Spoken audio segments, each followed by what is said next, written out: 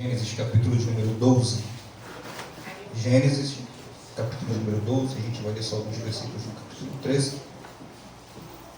Amém. Gênesis, capítulo de número 12, verso de número 6.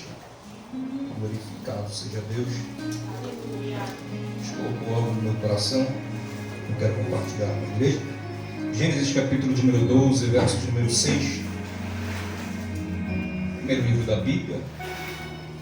12º capítulo. Amém? Todos acharam? Amém. Vou ler para a gente ganhar tempo. Gênesis capítulo de número 12, verso de número 6 diz: E passou Abrão por aquela terra, até o lugar de Siquém, até o carvalho de Moré. Estavam então os cananeus na terra. Apareceu o Senhor a Abrão e disse: A tua semente darei esta terra.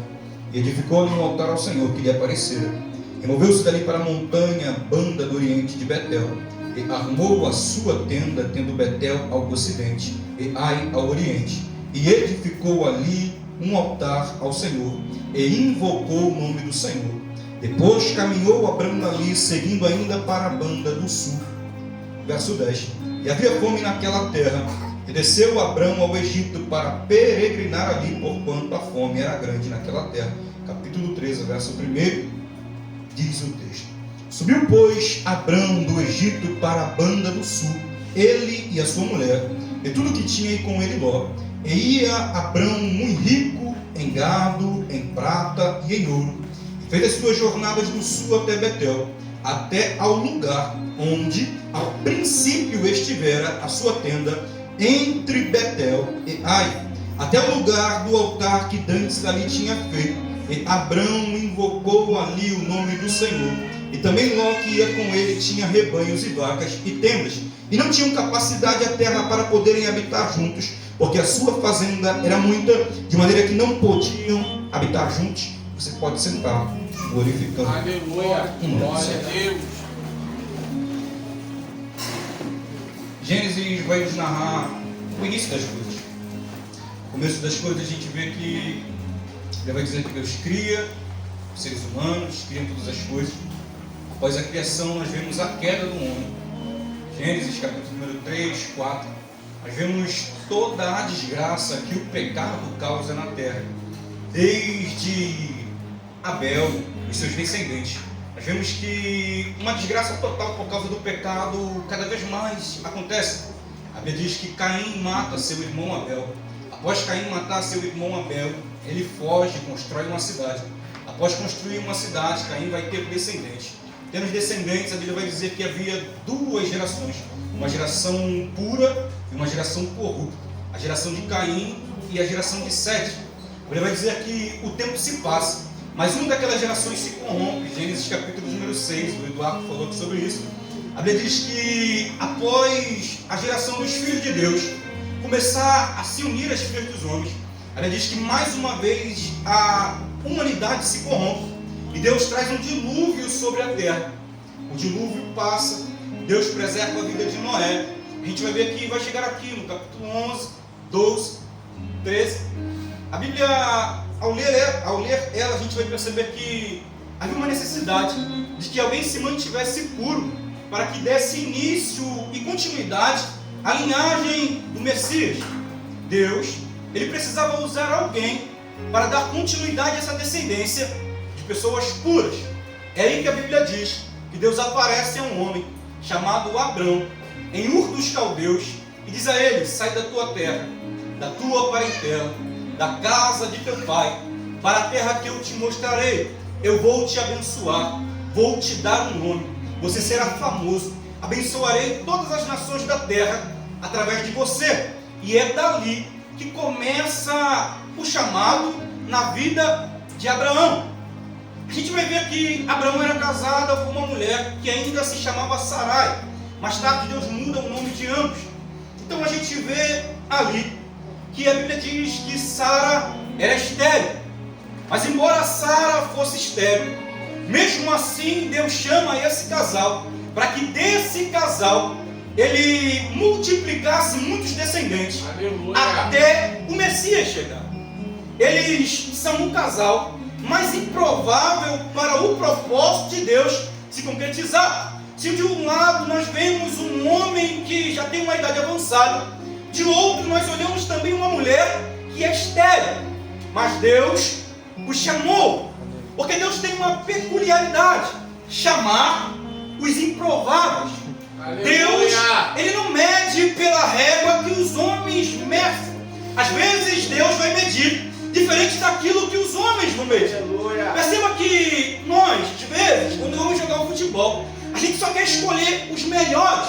A gente que só quer colocar do nosso lado os mais habilidosos. A gente sempre quer escolher quem joga mais, quem sobressai mais, quem tem mais visão de jogo. Eu, por exemplo, sempre ficava de fora quando tirava o empapá. Amém? Só que com Deus é diferente. Deus, Ele não nos escolhe segundo as nossas capacidades.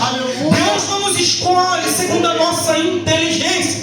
Deus não nos escolhe segundo o dinheiro que tem na nossa conta bancária. Deus escolhe diferente de como o homem escolhe. O padrão de Deus é diferente. E Deus, na maioria das vezes, Ele sempre escolhe os improváveis. Eu tenho uma palavra para alguém: não se preocupa se dentro da tua casa você é o mais improvável. Não se preocupa se dentro do teu bairro você é o mais improvável. Se Deus te escolheu, ponto final.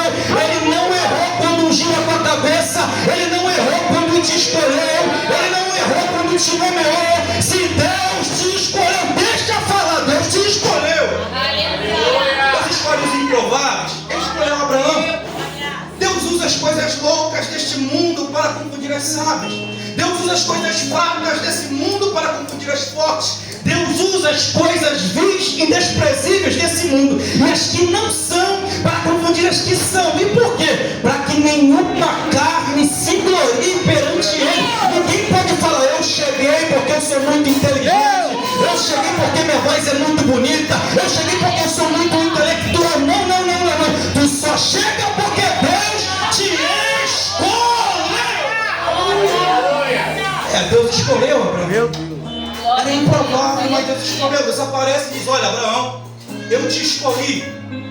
Só que agora tem um porém. Sai. A versão NVI diz assim: deixe. Isso mexe comigo, por quê?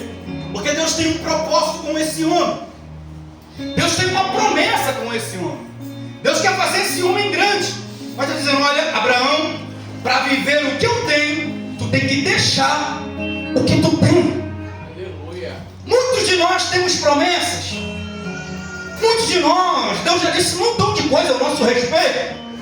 Só que nem sempre todo mundo está disposto a deixar o que tem para viver o que Deus tem. Quer viver o que Deus tem para a tua vida? Deixa aquilo que é teu. Deixa o teu modo de viver. Deixa as tuas manias. Deixa aquilo que você pensa ser certo. Tu começa a viver o propósito de Deus.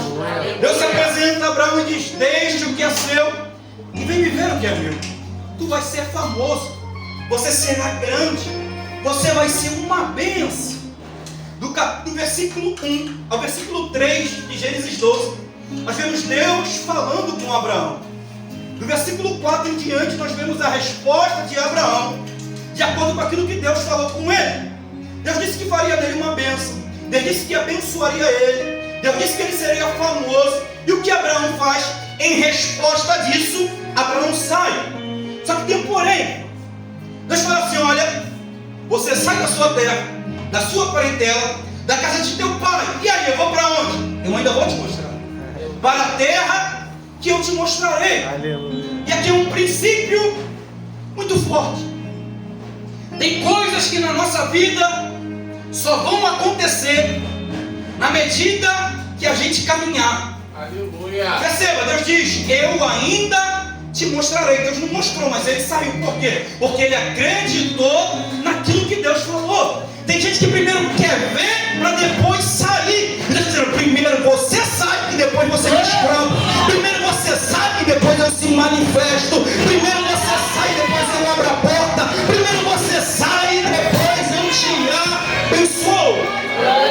Primeiro sai, depois descobre o que Deus ainda vai fazer.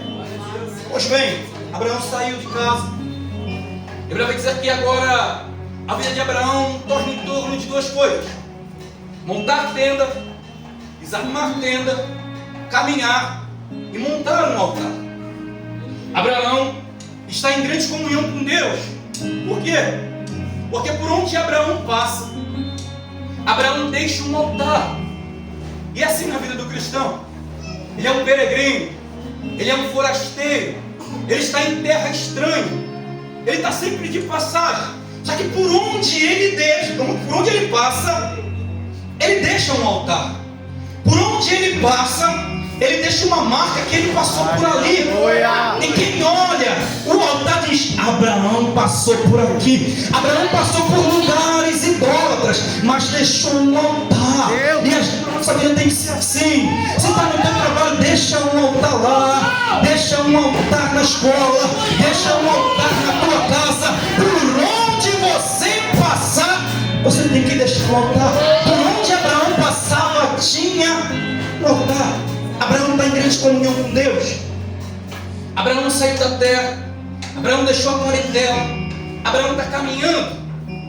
A Bíblia vai dizer que Abraão levantou um altar. E eu disse a ele: olha, essa terra que você está, eu darei a sua descendência. Abraão se move mais uma vez e ele ergue outro altar. Até que a Bíblia diz que Abraão está entre Ai e Betel. E ali Abraão invoca o nome do Senhor. A vida de Abraão está uma maravilha. Está tudo muito bem. Está tudo muito gostoso. Está tudo muito legal. E Abraão está bem. Abraão já saiu de casa. Abraão está deixando a tua por onde passa. Abraão está seguindo a orientação de Deus. Abraão está fazendo a vontade de Deus. Só que o versículo 10 mexe comigo. Por quê?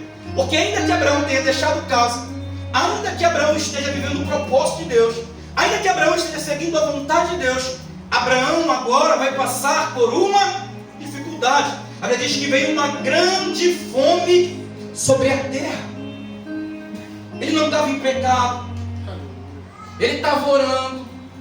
Por onde ele passava, ele deixava um altar. E as coisas se complicaram. Um certo novo convertido disse: eu pensei que quando eu me convertesse, as coisas seriam mais fáceis. Mas depois que eu me converti, eu percebi que as coisas se tornaram mais difíceis. Eu estou fazendo a vontade de Deus e as coisas se complicam. Eu estou fazendo a vontade de Deus e a porta bate, e a prova bate na minha porta. E por que é que quando nós estamos fazendo a vontade de Deus, as provações vêm até nós?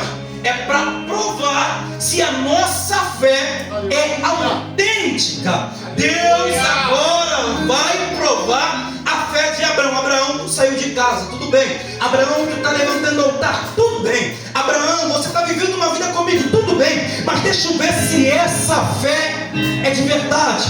Deixa eu ver se essa fé é autêntica. Deixa eu passar a tua fé pelo fogo. Uma hora ou outra, todos aqueles que vivem uma vida com Deus terão que ter esse momento de provação. Deus sempre vai provar a nossa fé.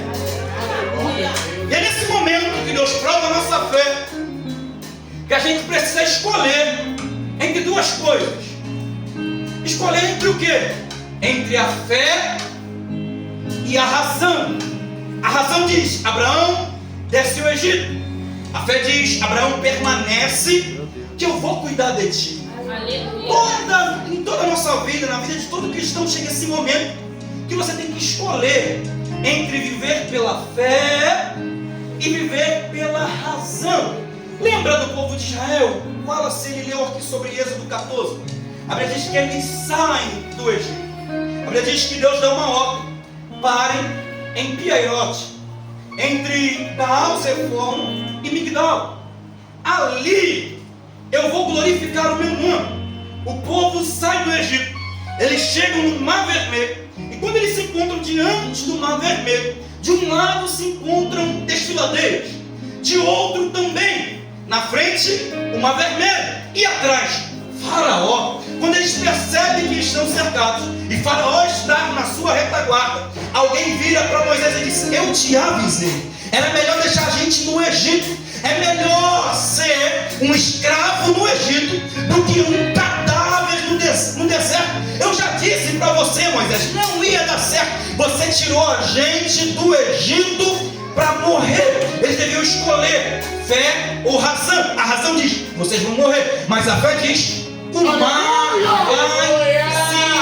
vai se abrir. E na vida do cristão a gente precisa escolher se você vai viver pela fé ou você vai viver pela razão. A razão diz que não tem que pegar dinheiro com agiota, e a fé diz, confia em mim, acredita, eu vou prover, eu vou te dar o que é necessário, eu vou te dar o que você precisa. A razão diz, o arroz está R$40, a razão diz que um quilo de arroz, que um quilo de feijão está R$10, a razão diz que você vai passar fome. Mas eu quero te dizer uma coisa, nós não vivemos pela razão, a nossa vida é firmada pela fé. Salmos 37, verso 25, parece que alguém chega para Davi e faz uma pergunta. Davi, me faz uma coisa que você observou em toda a sua vida. Davi vira para o Davi e diz, olha, eu vi tanta coisa acontecer, eu já vi gente subir no trono, eu já vi gente descer do trono, eu já vi gente querer me matar, eu já vi o meu filho querer usurpar o meu trono. E aí, Davi, o que tu não viu? Eu nunca vi o justo mendigar o trono, e nem a sua descendência passa fome.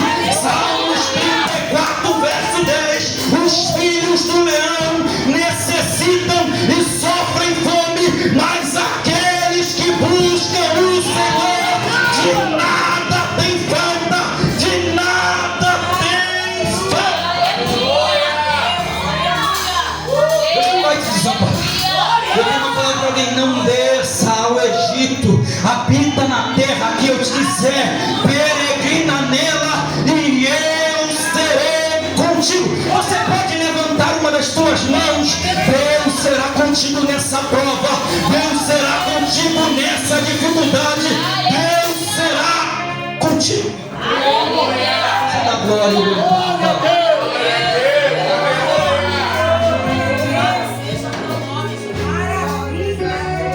Todos nós vamos chegar a esse momento. Nossa fé vai ser provada.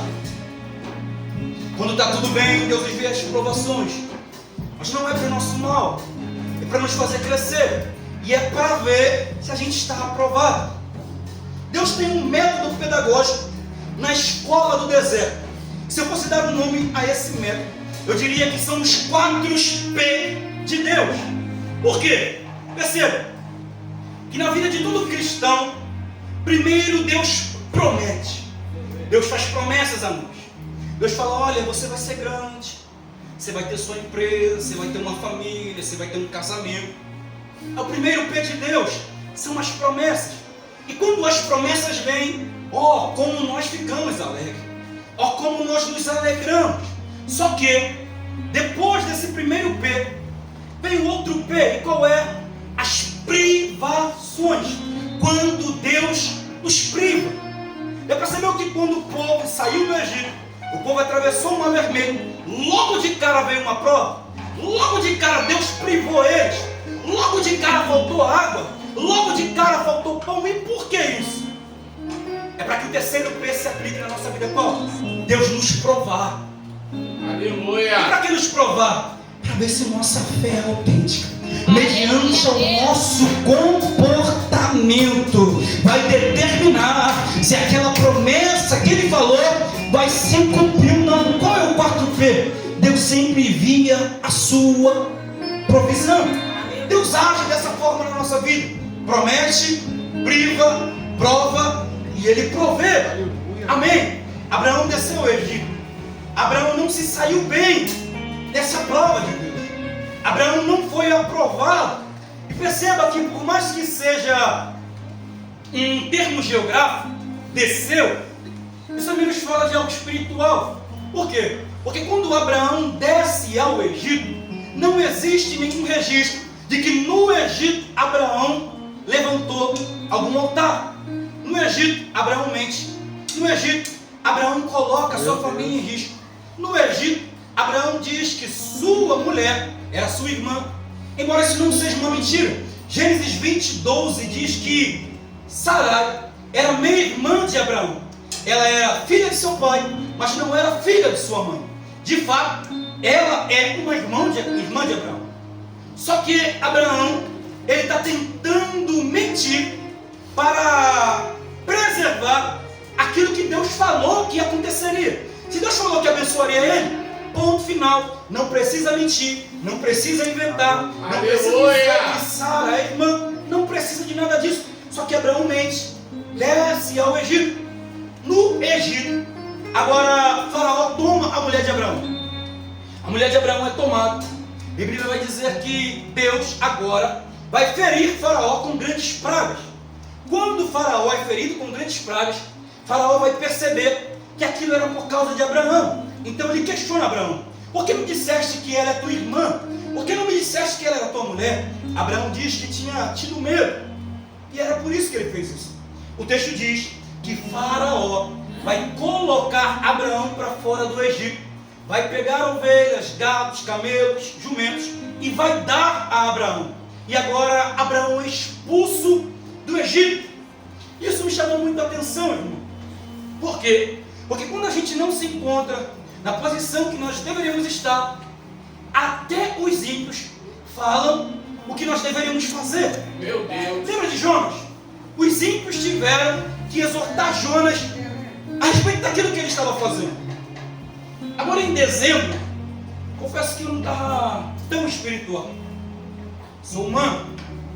Lá no trabalho, numa quinta-feira, colocaram álcool numa van, R$3.000. Num domingo, colocaram álcool na van de novo. Eu falei, não é possível. Eu estou resolvendo um problema. Veio um rapaz, eu abasteci ontem aqui à noite e colocaram álcool na minha van. Eu falei, não é possível. Não é possível. Aí o ímpio veio para mim: você está orando pouco. É verdade, Jesus. Porque quando a gente não está na posição, até o ímpio é usado por Deus para nos fazer voltar para ela. Aleluia. Mas bem, Abraão sobe do Egito.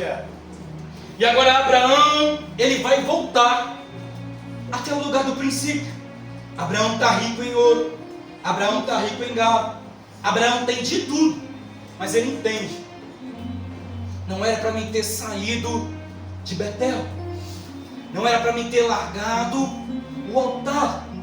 O maior perigo na vida de um cristão é quando ele abandona o altar. É quando ele deixa o altar de lado.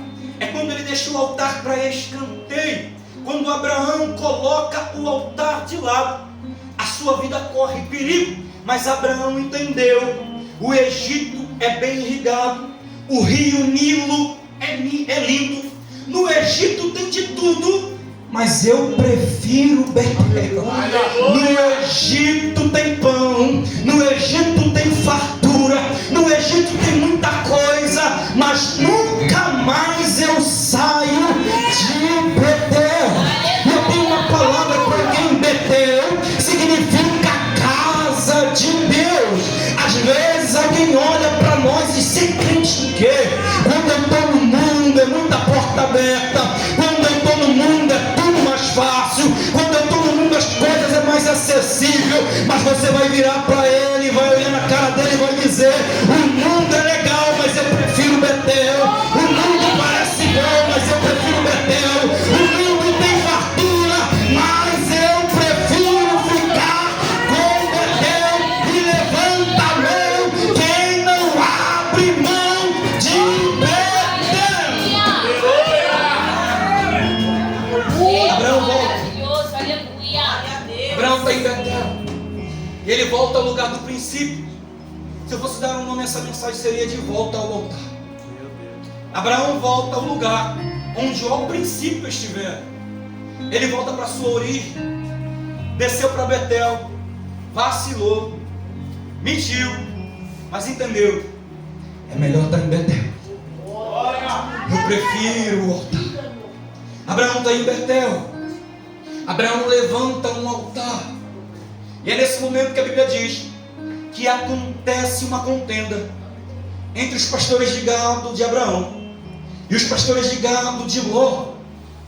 A Bíblia diz que eles possuíam tantos rebanhos que a terra não podia mais suportar Abraão e Ló.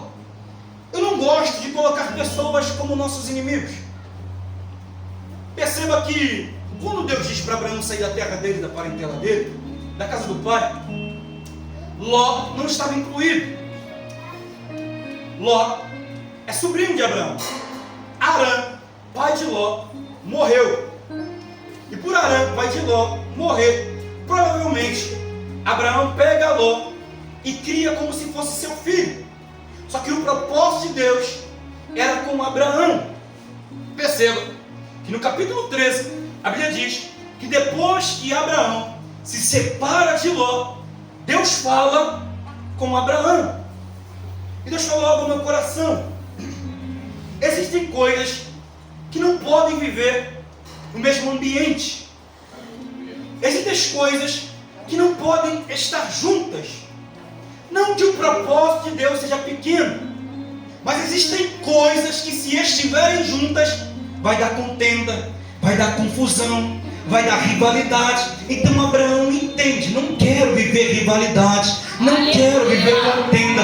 Se está me afastando, vai embora. Abraão olha para Ló e diz: olha toda essa campina, escolhe o que você quiser. Abraão diz para ele: se você ir para a esquerda, eu vou para a direita. Se você ir para a direita, eu vou para a esquerda. E Deus falou algo no meu coração: viva na contramão daquilo que te atrapalha. Se tem algo que está te atrapalhando na esquerda, vai para a direita. Se tem algo que te atrapalha na direita, vai para a esquerda. Mas viva na contramão daquilo que te atrapalha. Glória! Glória! Abraão se afasta de Ló, e a Bíblia vai dizer: quando Abraão deixa Ló escolher, era o direito de Abraão escolher primeiro. Abraão é o mais velho.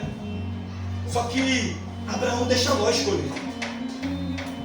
E a Bíblia diz que quando Ló escolhe, Ló vai escolher aquilo que era melhor aos seus olhos. Para fechar, Ló escolhe aquilo que estava no campo da sua visão, aquilo que dava mais prazer aos olhos. Ló vai olhar as campinas do Jordão, toda bem regada. E a Bíblia vai dizer que Ló, após olhar para lá, ele se muda para as planícies de Sodoma e Gomorra. A Bíblia diz que era como o jardim do Senhor. Não era o jardim do Senhor, era igual, mas não era o jardim do Senhor. Parecia, mas não era o jardim do Senhor. A terra era bonita, a terra era legal. Só que os homens de Sodoma e Gomorra eram extremamente pecadores contra o Senhor. Mais tarde, nós percebemos que Deus destrói Sodoma e Gomorra. Ló, ele olha e toma para si aquilo que ele quer. Ló se apropria daquilo que está no seu campo da sua visão. Abraão fala para ele: pode escolher o que você quiser. Só que depois que Ló se aparta de Abraão, a Bíblia vai dizer que Deus chama Abraão e diz: olha, está vendo essa terra? Eu darei a você. Levanta os teus olhos, olha o comprimento dessa terra, percorre ela todinha, porque eu tenho dado ela a você e aos seus filhos. Perceba, Ló se apropria daquilo que o mundo pode dar a ele. Mas Abraão aprendeu uma lição: quando eu desci para o Egito, eu estava andando por vista, não deu certo. Já que quando eu estava andando por vista não deu certo, pode ir, Ló. Eu fico com aquilo que Deus tem para mim. Ló se apropria daquilo que o mundo pode dar. E Abraão: eu aguardo aquilo que vem de Deus, porque aquilo que vem de Deus é melhor. Ló escolheu o que ele queria, e quem escolheu para Abraão foi Deus. Deus está dizendo para alguém: não se preocupa, deixa eu escolher por você, deixa eu escolher para você. Se você escolher para você, você quebra a cara. Se você escolher pelos parâmetros mundanos, você quebra a cara. Mas deixa Deus escolher para você. Glória! Fica de pé. Aleluia, Deus! Aleluia! Glória! Abraão volta ao Egito, volta do Egito e sobe a Betel. Depois que Abraão sobe, ele diz que Abraão, ele constrói um novo altar. E a vida de altar de Abraão permite ele enxergar as coisas pelo olhar espiritual. A Bíblia diz que Ló tinha rebanhos, tinha ovelhas, tinha gado, tinha tenda. Ló só não tinha uma coisa: Ló não tinha altar. É por isso que a vida de Ló se torna uma ruína. E aqueles que não estão fincados no altar estão destinados a acabar como Ló acabou. A Bíblia diz que a mulher de Ló vira uma estátua de sal ao sair de Sodoma. A Bíblia diz que a cidade é destruída. Ló sai só com a roupa do corpo. O que Ló escolheu foi destruído há milhares de anos atrás. O que Abraão escolheu, na verdade o que Deus escolheu para Abraão, existe até hoje. Terra de Israel. Deixa Deus escolher por você. O que você escolhe para você vai sucumbir. O que você escolhe para você um dia vai ser destruído. Mas deixa Deus escolher para você, que aquilo que Deus escolhe para você será duradouro. Aleluia. Eu deixo essa mensagem para nós. Volte ao altar e viva pela fé. Senhor Deus eterno Pai,